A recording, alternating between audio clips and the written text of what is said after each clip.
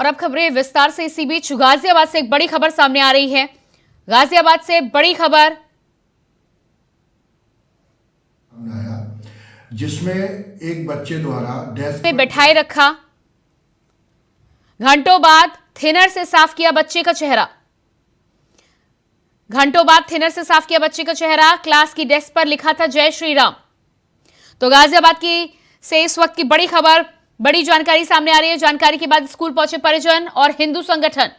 School में हिंदू संगठनों ने किया जमकर हंगामा। स्कूल प्रबंधन ने टीचर को किया निलंबित।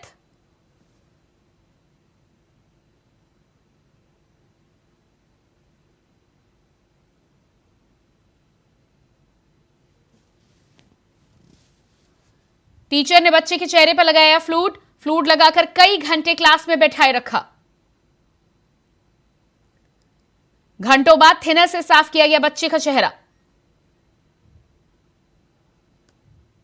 और इसके बाद बात करेंगे अगली खबर की। 3 राज्यों में बीजेपी की जीत के बाद इंडिया गठबंधन सक्रिय हो गया है, जिसके साथ ही कांग्रेस अध्यक्ष मल्लिकार्जुन खड़गे ने गठबंधन की सभी पार्टियों को दावत दी है। 3 महीने के बाद सारी पार्टियां एक टेबल पर बैठेंगी। वहीं कई पार्टियों के दिग्गजों ने 2024 के लोकसभा चुनाव को देखते हुए अपनी बात रखी है। सुनिए। हमारे नीतीश कुमार जी में वो सब क्रेडिबिलिटी है, एक अच्छे राजनेता का, जो जिनमें पारदर्शिता है, जिनमें शासन का मूल मंत्र है, जिसमें शोषित दलित वंचितों के प्रति संवेदना है। और अपने 18 साल के कार्यकाल में उन्होंने बिहार जैसे राज्य में ये करके दिखाया है। अखिलेश यादव जी और समाजवादी पार्टी हमारी, हम सब ये समझते हैं कि 2024 में ये जो देश का सबसे बड़ा चुनाव है, समाजवादी पार्टी ज्यादा से ज्यादा सीटें जीतने की ताकत में है, शक्ति में है। बीजेपी आरएसएस का कोई मुकाबला हिंदी पट्टी में अगर देखा जाए जो कर सकती है पार्टी उत्तर प्रदेश में, तो वो माननीय अखिलेश यादव जी है। बलबूते चुनाव जीत लेंगे और ग्लोरी किसी के साथ शेयर ना हो पाए, इस दंभ ने कांग्रेस पार्टी को पराजित किया। सारे गठबंधन के साथी उनकी मदद करने को तैयार थे, चुनाव प्रचार में साथ देने को तैयार थे। हम लोगों ने इक्की दुक्की सीट मांगी, उस पर भी बहुत ही अपमानजनक टिप्पणियां नेताओं के बारे में की गई। कांग्रेस ने बहुत कोशिश की, लेकिन मैं नहीं मानता हूं कि राहुल गांधी कहां कमजोर पड़े। वहां राहुल गांधी ने कोशिश की, प्रियंका गांधी ने कोशिश की, लोगों ने समर्थन भी दिया, फिर भी उम्मीद नहीं थी इतना भारी बहुमत बीजेपी को मिला है, तो लोगों के मन में शंका है। जो 3 स्टेट में भाजपा ने जीत हासिल की है, वो भाजपा का सक्सेस नहीं है, वो कांग्रेस का फेल्योर है। कांग्रेस फेल किया है। बीजेपी जो कह रहे हैं प्रधानमंत्री के अलावा उनके पार्टी का कोई है ही नहीं, तो क्या करे। एक ही मोहरा है प्रधानमंत्री और मोदी जी, और मोदी जी की तिलस्मी पे चलने वाला पार्टी है। तो ये बीजेपी की जीत नहीं, मोदी की जीत है। जो भी रिजल्ट्स आते हैं, 2018 के रिजल्ट्स देख लीजिए, वो लोकसभा में कन्वर्ट नहीं होते हैं। जनता इंडिया के मुद्दों पे वोट करती है। तो हम बहुत कॉन्फिडेंट हैं कि आने वाले समय में हम लोग फिर से इंडिया अलायंस एक साथ मिलकर एजेंडा तैयार करेगा, सीट शेयरिंग की चर्चा होगा और कैंपेनिंग की तैयारी करेंगे। अभी 2024 के चुनाव में काफी विलंब है और मुझे लगता है तब तक सब कुछ अच्छा हो जाएगा, क्योंकि इस तरह का परिणाम 20 साल पहले भी आया था। कांग्रेस 3 स्टेट हार गई थी, फिर उन्होंने 2004 में वापसी की और बहुत अच्छी संख्या में उन्होंने वापसी की। तो ऐसा नहीं है कि एक बार कोई परिणाम खराब आया तो आगे नहीं होगा। जनता हमेशा देखती रहती है और आप जनता को बार बार गुमराह नहीं कर सकते। लोकसभा चुनाव में 3 राज्यों में बीजेपी ने जीत की हैट्रिक लगाई है। बीजेपी की ये जीत विपक्षी इंडिया गठबंधन के लिए खतरे की घंटी है। ऐसे में विपक्षी इंडिया गठबंधन की बुधवार को अहम बैठक होने जा रही है, लेकिन इस बैठक से पहले विपक्षी गठबंधन को बड़ा झटका लगा है। ममता बनर्जी इस बैठक में शामिल नहीं होगी। इस मामले पर ममता बनर्जी का कहना है कि मुझे इंडिया गठबंधन की बैठक के बारे में कोई जानकारी नहीं है, किसी ने मुझे इस बैठक के बारे में नहीं बताया और ना ही इस संबंध में मुझे कॉल कर सूचित किया गया। उत्तरी बंगाल में मेरा 6 से 7 दिन का कार्यक्रम है, मैंने अपनी अन्य योजनाएं बनाई हैं। तो वहीं गठबंधन के दूसरी पार्टियों के प्रत्याशी ने इस पर क्या कुछ कहा, आइए आपको सुनवाते हैं। देखिए, चुनाव के पहले भी उनकी रवैया कुछ इस तरीके ही थे। इतने 5 स्टेटों में चुनाव हुई थी, कहीं हो ये तो कभी नहीं कहे कि भाई बीजेपी के विपक्ष लोगों को वोट दिया करो। कभी नहीं कहे कि बीजेपी को हराने के लिए चुनाव में आम लोग विपक्ष को वोट दो। ये भी उन्होंने नहीं की थी। देखिए, जो इंडिया अलायंस है सब इंटैक्ट है, सब लोग एक साथ हैं। जो भी कमियां हैं, जो भी दिक्कतें हैं, वो सब हम एक साथ करेंगे, क्योंकि हम इस कमिटमेंट से आए हैं, इस रिजॉल्व से आए हैं कि जो देश के सामने दिक्कतें हैं, जो ध्रुवीकरण की बात हो, फार्मर डिस्ट्रेस हो, महिलाओं के बढ़ते क्राइम्स हो, बेरोजगारी हो, इन्फ्लेशन हो, ये सारे मुद्दे देश की प्रायोरिटी है। संविधान को दरकिनार किया जा रहा है, डेमोक्रेसी के जो प्रिंसिपल्स हैं उसको खत्म किया जा रहा है। तो इन सब मुद्दों के इस कमिटमेंट से हम आए हैं। क्योंकि शॉर्ट नोटिस था, सिटिंग चीफ मिनिस्टर हैं, अपना शेड्यूल रीअरेंज नहीं कर पा रही हैं, तो वो हम लोग अपनी व्यवस्था देख लेंगे किस तरीके से जल्द मीटिंग हो और सारे जो है मुद्दे हैं उस पर चर्चा हो। आनंद में यह बैठक नहीं बुलाई गई है इंडिया गठबंधन की। आनंद फानंद की बात नहीं है। चुनाव नतीजे आने से पहले ही इस बैठक का आयोजन किया था और उससे पहले ही सभी को सूचित किया गया था। मुझे मालूम है कि चुनाव नतीजे आने से पहले ही 2 दिन पहले खड़गे साहब ने उद्धव जी से बातचीत की और खड़गे जी का ये कहना था कि चुनाव नतीजे आएंगे, वो नतीजे क्या है हम अभी बोल नहीं सकते, लेकिन हमको मिलना है सबको। तो आनंद फानंद की बात मैं मानने को तैयार नहीं। और खड़गे जी से पहले पार्टी के और बड़े नेताओं ने भी हमसे संपर्क किया था कि हम इस प्रकार की बैठक करने जा रहे हैं 6 तारीख को। और उद्धव जी ने कहा कि ठीक है, अगर सब लोग दिल्ली में मिलते हैं तो मैं जरूर आ जाऊंगा। और उद्धव जी कल यहां दिल्ली पहुंचेंगे और बैठक में शामिल होंगे। 3 राज्यों में बीजेपी की ताबड़तोड़ और एक तरफा जीत के बाद प्रधानमंत्री मोदी के साथ ही योगी आदित्यनाथ की रैलियों ने भी बीजेपी के विजय रथ को गति देने और तीनों राज्यों में धमाकेदार जीत दिलाने में अहम भूमिका निभाई है। देखिए एक रिपोर्ट।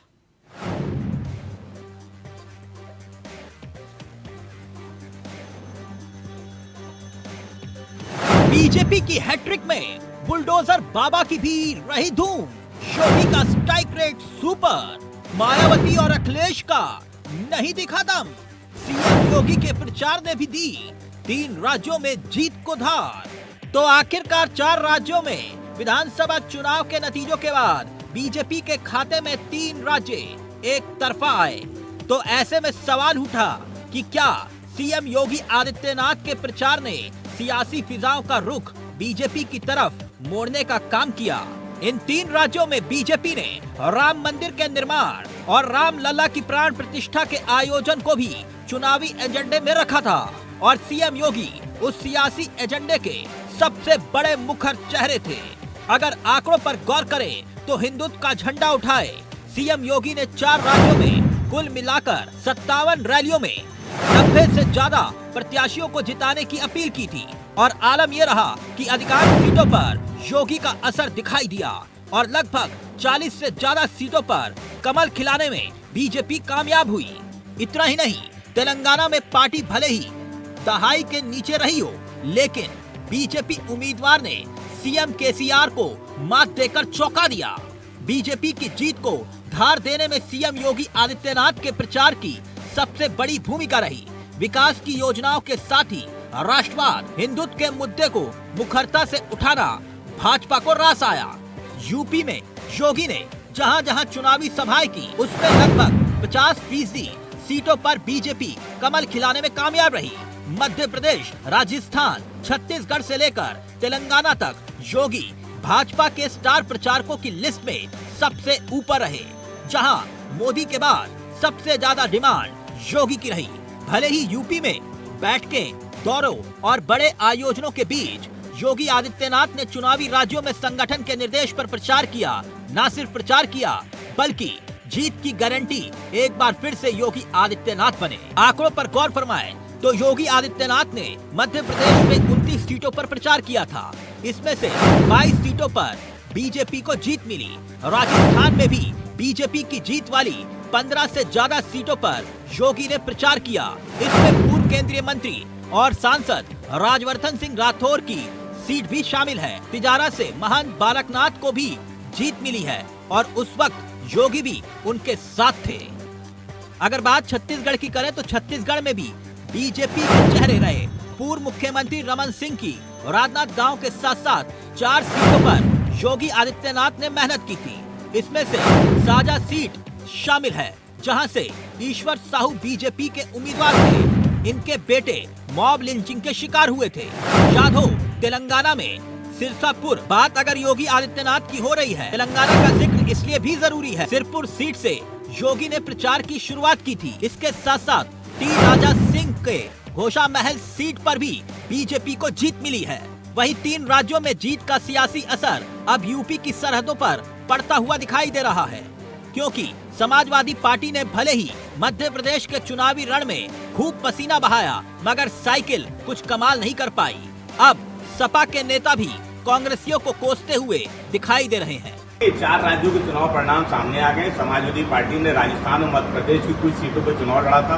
परिणाम समाजवादी पार्टी के अनुकूल नहीं आए, लेकिन समाजवादी पार्टी अब मध्य प्रदेश से कहीं जाने वाली नहीं है। समाजवादी पार्टी ने मध्य प्रदेश में पार्टी कार्यालय के लिए जमीन ले ली है। गरीब नौजवानों की, पिछड़ों की, आदिवासियों की लड़ाई मध्य प्रदेश में समाजवादी पार्टी लड़ती रहेगी, चाहे हमारी सदन में संख्या हो या न हो। इंडिया गठबंधन में कांग्रेस बड़ा दल है, उसको बड़े दिल के साथ इस गठबंधन को चलाना चाहिए था, जो उसने नहीं चलाया। कांग्रेस को आत्मचिंतन की जरूरत है। अगर देश से भारतीय जनता पार्टी को हराना है तो बड़े दल को बड़ा दिल भी दिखाना पड़ेगा। तो साफ है, चुनाव के नतीजे अब यूपी की सियासी फिजाओं को बदलने का काम कर रहे हैं। ऐसे में सबसे बड़ा सवाल ये कि क्या कांग्रेस का हाथ थाम अखिलेश अपनी साइकिल को रफ्तार देने के मूड में आगे होंगे? लगता तो मुश्किल है। Bureau report, India voice, Lucknow.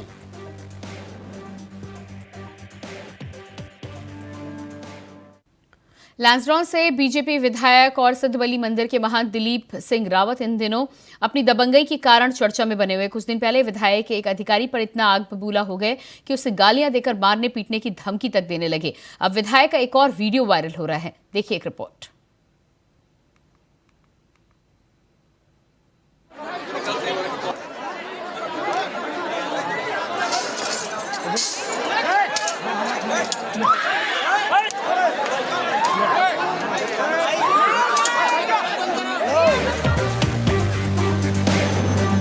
लो जी, विधायक महंत दिलीप रावत का एक और वीडियो वायरल हो रहा है। कोटद्वार के कोड़िया चेक पोस्ट पर बीजेपी के विधायक महंत दिलीप रावत का एक और वीडियो वायरल हो रहा है, जिसमें एक युवक के ऊपर भाजपा विधायक हाथ उठाते हुए नजर आ रहे हैं।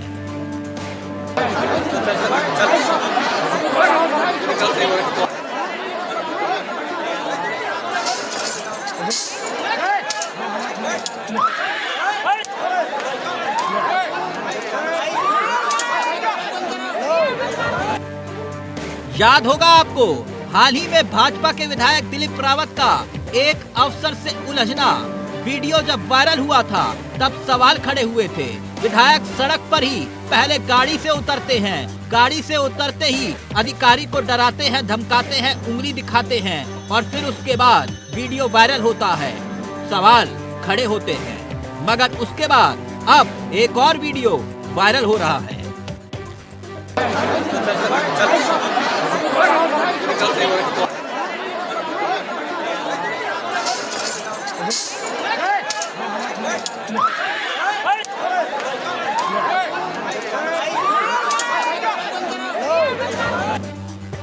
मामला सिद्धबली मंदिर में इन दिनों चल रहे मेले का बताया जा रहा है। वीडियो में देखा जा सकता है कि पहले विधायक महंत दिलीप रावत किसी युवक पर हाथ उठाते हैं और फिर उसके बाद एक युवक लैंसडाउन विधायक दिलीप रावत का गमछा पकड़ता है, जिसके बाद उनके समर्थकों ने उस युवक की पिटाई कर डाली और विधायक जी देखते रहे और अब इस पूरी घटना का वीडियो वायरल हो रहा है।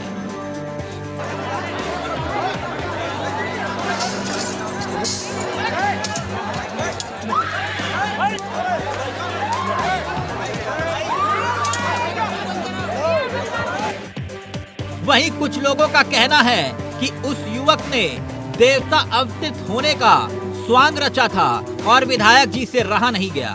विधायक जी गुस्से में आ गए और उसके बाद विधायक जी के समर्थक कार्यकर्ताओं ने युवक की चिमटे से पिटाई कर डाली, जो वीडियो में साफ तौर पर दिखता है।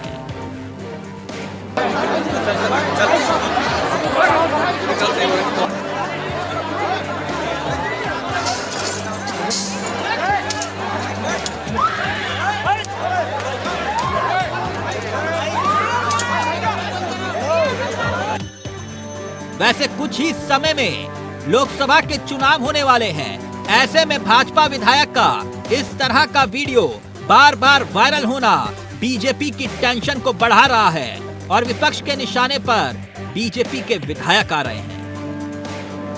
माननीय विधायक श्री दिलीप रावत जी के बारे में जो वीडियो मीडिया के माध्यम से प्राप्त हुआ है, उसमें ऐसी कोई बात नहीं है जिसके बारे में कहा जाए कि विधायक जी के द्वारा गलत कार्य किया जा रहा था। कुछ लोग वहाँ पर लड़ते हुए दिखाई दे रहे हैं और विधायक जी उनके पास जाकर के उनको अलग करने की कोशिश भी करते हैं।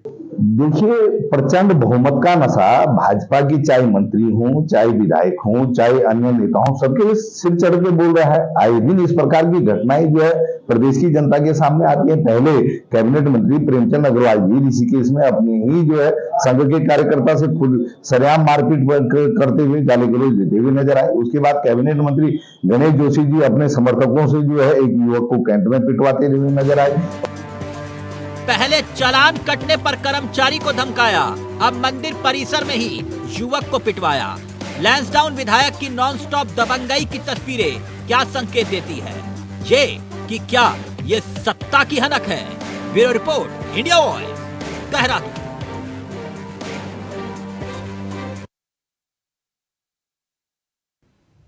और इसी के साथ फिलहाल इस बुलेटिन में इतना ही। खबरों का सिलसिला जारी रहेगा। नमस्कार।